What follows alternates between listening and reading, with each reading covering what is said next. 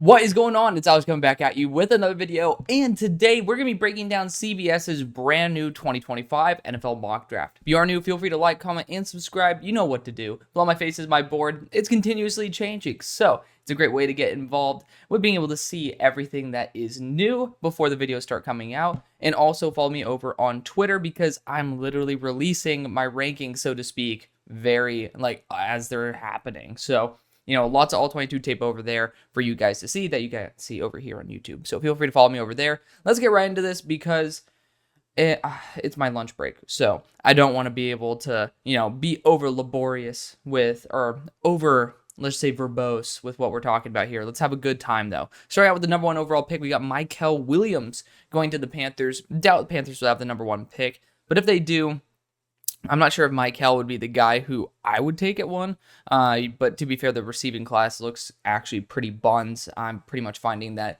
I'm falling in love with a lot more of the deeper guys to be even better than the top guys. So Mykel Williams, not a bad option. It's just intriguing to see him as the number one guy. Will Campbell goes at pick 2 to the Patriots. I'm firmly on the Will Campbell as a guard. I think he does a phenomenal job versus heavier interior defensive linemen as well as heavier edge rushers. So I think that that's going to be his best role. He has shorter arm length at 33 inches.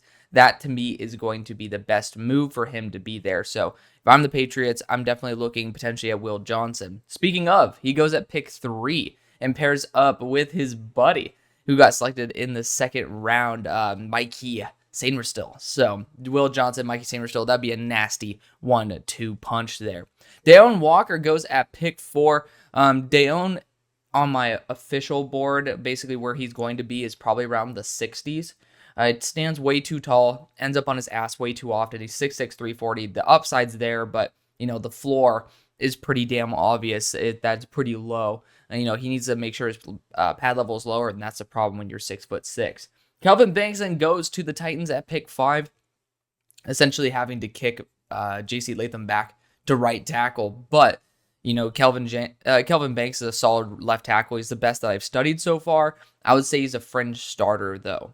At pick number 6, Carson Beck goes to the New York Giants. I have him also graded as a fringe starting level quarterback, which is not a bad thing. It's just he's not top 32 on the planet, and I think that's understandable in this instance. But good quarterback overall. I think he could run New York system very well. He does have some big lapses of his processing, though.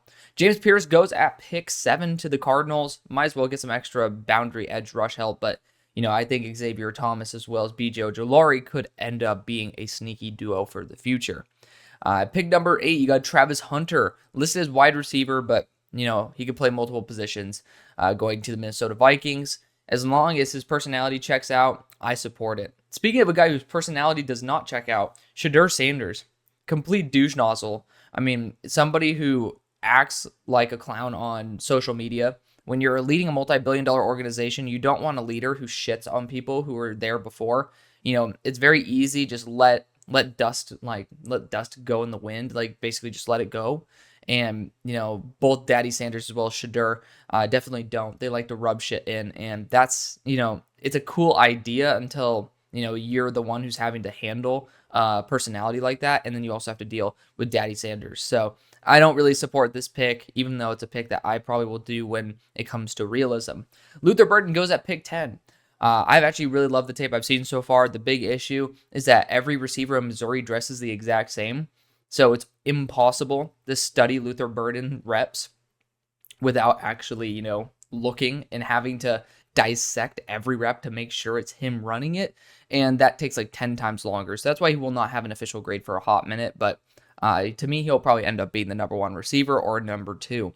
Harold Perkins goes to the Seahawks. I mean, ridiculous pass rushing upside, but he's going to be used as a linebacker this year. I support that for the Seahawks there. Cam Ward goes at pick 12. Love seeing him end up going from Miami to Tampa Bay. He's athletic. He's training with Shadur Sanders right now, so same company that they're working for. Definitely a position that I would suggest that the Buccaneers should look at if they end up in the top 15. Ben Morrison, of course, ending up in Indy. Love the fact that he doesn't really have to go very far from Notre Dame. Very talented corner. I'm going to be digging into the corners very, very soon.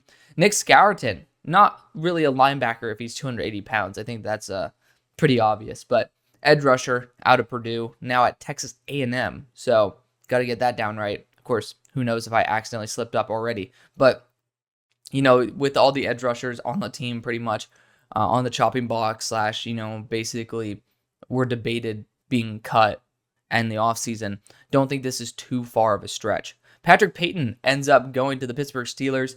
Really don't like these designations, calling him D-line, just call him edge rusher.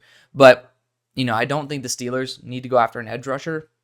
And I don't think Patrick Payton is as good, like talking about similar to Dallas Turner. I assume it's just talking about, the Jared Verse absence. But, he is... I don't support it for the Steelers. There's a lot of other routes that I would go. Probably wide receiver at this point. At pick number 16, Mason Graham goes to the Jaguars. Defensive interior is a position that I don't think the Jaguars should ever target. Targeted one in the second round this year. And then they also ended up bringing on Eric Armstead. So it doesn't really make any sense. And in the fourth round, they brought out another one too. Mason Graham, though, good player. Just, he literally is Jerzon Newton without the actual excitement that comes with Jerzon Newton's game. Walter Nolan goes to the Bears at pick 17. Really interesting spot for him. I do actually see it very similar to what they did with, the 6'6", 300-pounder that they have on their defense interior in Gervin Dexter. Very similar mold with Walter Nolan. I'm excited to see him, though, being a little bit more solidified on the defensive interior there for Ole Miss, not Texas A&M. Evan Stewart, so this one's right. He's at Oregon. Goes at pick 18. I just didn't think Evan Stewart's game was well-rounded enough for me to say that he's an actual fringe starter. I know that's going to ruffle some feathers, and I think Oregon could totally boost his game overall, but, there's just a difference. When you watch guys back-to-back, you can see who is better, and, Tez Johnson, to me, is a better receiver than Evan Stewart, but Evan Stewart's still a solid receiver. Just, for me, I'm going to be a bit lower. Bear Alexander stays in L.A. and goes to the Rams. He brings a lot of juice, could be even an edge rusher there, which is ridiculous at 300 pounds. Has personality concerns as well as conditioning, overall endurance, but still the talent is there. Emory Jones goes to the Jets. He has some high-end reps, absolutely. I almost think he might be better than Will Campbell, but he does not have an official grade yet, so TBD on that. Definitely would make sense to have him starting next to Olu Fashanu. Then you got JT Tuimoloau going to the Falcons, team that should have drafted edge rusher in the first place, but ended up neglecting it.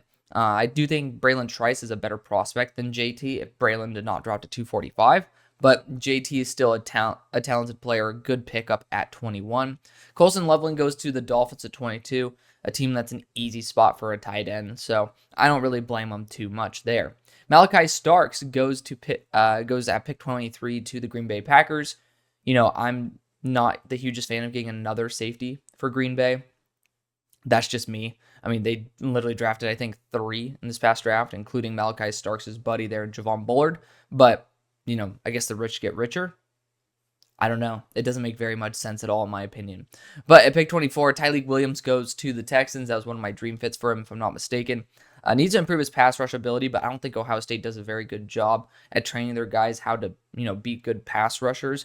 When you look at it, they teach them how to be able to block shed, but not actually be efficient as pass rushers. So I'm excited to see what Tyleek can do. I think he'll have a better NFL career than he has in college. Damian Martinez goes at pick 25. Dallas Cowboys go after their running back. Running backs usually go in the first. 6', 232. I haven't studied Damian enough to be able to give an informed opinion on it, but this is a good running back class. I wouldn't take one in the first. Eagles then go Emeka Egbuka at 26. Doesn't fit the role that they're trying to fill, and they've already brought in multiple wide receivers, including Johnny Wilson as well as Anais Smith. I am not a big supporter of this one for Philly. Just, feels like a bit of an overstep. I will not have Emeka in my top 32 when all is said and done. Landon Jackson goes at 27. Another Arkansas player to Detroit. He's a big-ass dude. Dude looks, like Humpty Dumpty, but he is a good edge rusher. He's a round 2 guy for me. I haven't officially graded him for this year, but, to be fair, it's the same tape as last year. I always like to still go back and regrade guys every single time. Just it might not make it easier on me, but at the same time, I do try to focus on being able to keep my opinions up to date. Ashton Jeanty goes at 28 to the Bengals. I do think they're a hot spot for a running back. Jeanty is a very talented back. I think he's better than Martinez, but we'll see when all is said and done with the grades. Abdul Carter goes at 29 to the Bills, linebacker slash edge rusher. I don't know if he's going to be as successful as people think at edge rusher, but he's a damn good linebacker. I know that for sure, and he'd be a steal there for the Bills. I doubt he actually ends up coming out. Tete Roa McMillan goes to the Baltimore Ravens at pick 30. I'll put it this way, he has a sub 60 grade. So we'll leave it right there. But, one of those players where I'll break him down a bit more in my receiver video that's going to come out probably within the next 5 days. But not a fan. And you guys know I was hyped up for him because, when you watch Jacob Cowing and then you just see him out of the corner of your eye, you love it. But when you really watch a player, there's a lot more that you see. Jack Sawyer then goes to the Chiefs at 31. A little too much, he's just an animal that loves to play with the run, but similar to some of the D tackles in this class, he performs well when the ball is running right at him, not when he has to process where the ball is. That was my biggest issue with him, is that he doesn't really know where the ball is on the field.